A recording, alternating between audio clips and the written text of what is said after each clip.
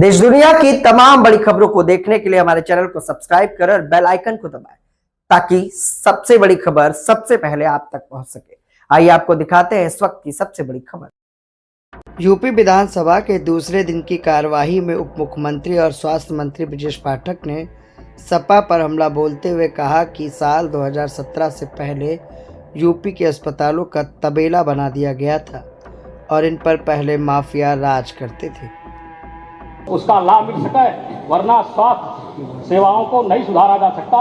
इसलिए हम आपसे पूछना चाहते हैं कि कोई नियम कानून ऐसा बनाएंगे जिससे गरीबों को स्वास्थ्य सेवाएं सुलभ ढंग से मिल सके। धन्यवाद। माननीय मंत्री जी, माननीय मंत्री जी, माननीय मंत्री जी। माननीय सदस्य के सवाल के जवाब में हमने विस्तृत रूप से लिखित जवाब दिया है। हमारे प्रदेश में सभी स्वास्थ्य विभाग के अस्पतालों में निःशुल्क चिकित्सा व्यवस्था उपलब्ध है, जांचें भी उपलब्ध हैं, दवाइयां भी उपलब्ध हैं। दवाइयों की किसी भी अस्पताल में कोई कमी नहीं है। जो स्वास्थ्य विभाग का इंफ्रास्ट्रक्चर है, मैं सदन के माध्यम से प्रदेश के सभी लोगों को आपके माध्यम से बताना चाहता हूं। माननीय अध्यक्ष जी, हमारे पास 5000 की आबादी पर स्वास्थ्य आरोग्य मंदिर अब्लिक सब सेंटर उपलब्ध हैं, जो 5000 की आबादी पर अपनी पूरी क्षमता के साथ काम कर रहे हैं।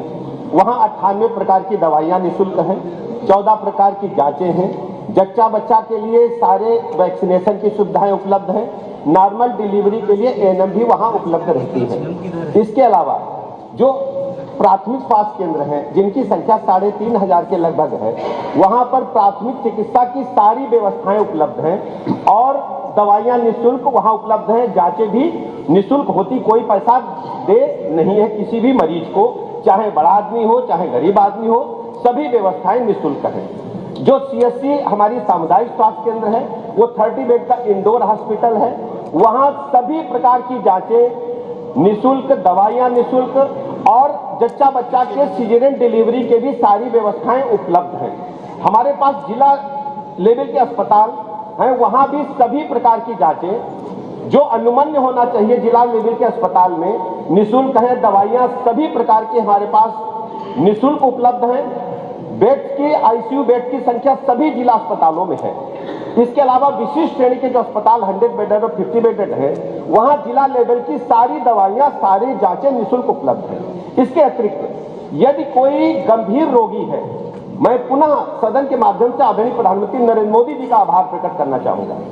माननीय प्रधानमंत्री जी ने देश को भारतवर्ष की दुनिया की सबसे बड़ी योजना आयुष्मान भारत देने का काम किया है और मैं प्रदेशवासियों से कहता हूं, आपके माध्यम से माननीय सदस्य को भी जानकारी देता हूं, उत्तर प्रदेश राज्य आयुष्मान भारत कार्ड देने में पूरे राष्ट्र में नंबर 1 पर है। हमने 5.5 करोड़ से अधिक लोगों के आयुष्मान भारत कार्ड बनाए और माननीय अध्यक्ष जी, उसमें हमने सभी मरीजों को, उनके परिजनों को निःशुल्क जो भी सुविधाएं चाहिए 5 लाख तक की निःशुल्क उपलब्ध है।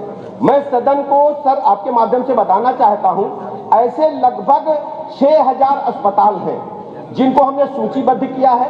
2900 के लगभग प्राइवेट सरकारी अस्पताल हैं और 3100 से अधिक अस्पताल हमारे पास निजी क्षेत्र के हैं जिनको हमने सूचीबद्ध किया है।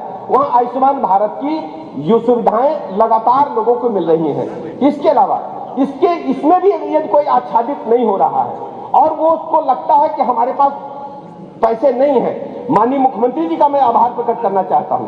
1300 करोड़ रुपया मुख्यमंत्री सहायता कोष से ऐसे गरीबों को निःशुल्क इलाज के लिए किया गया। माननीय अध्यक्ष, ये माननीय सदस्य का जो सवाल है और दूसरे सदस्य का जो सवाल है, इनको दर्द गरीबों का नहीं है, इनको गरीबों से कोई लेना देना नहीं है। ये केवल सत्ता की भूख, सत्ता के पेट में दर्द की वजह से चिल्लाते हैं। इनका केवल सदन का ध्यान अपनी तरफ आकर्षित करना कि अखबार में 2 लाइन छप जाए। अगर ये मीडिया के साथी फोटो न खींचे, एक आदमी बेल में नहीं आएगा। पेट दर्द की आपके पास दवा है? इनका कोई मतलब नहीं है। और सर अरे वो आपके पेट दर्द की दवा दे रहे हैं ना। अध्यक्ष जी, जब इनका शासनकाल था, मैं स्पष्ट कर दूं, 17 से पहले आंकड़े मंगा लीजिए सर, 17 से पहले आंकड़े अस्पतालों और स्कूलों को तबेला बना करके रख दिया था। पूरी तरह से गुंडे बदमाश माफिया